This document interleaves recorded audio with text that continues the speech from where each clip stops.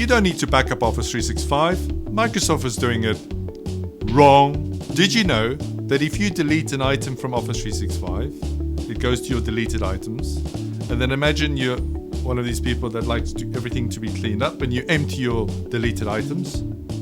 And then 31 days and 1 minute later, you decide, I need to recover that. You can say bye-bye to the data.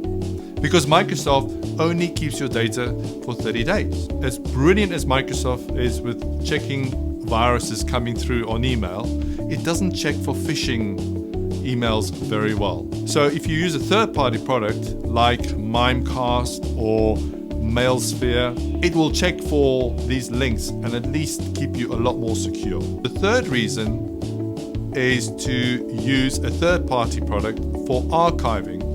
Same products I already mentioned, because then at least every single email that comes in and out of your office will be kept forever and be backed up.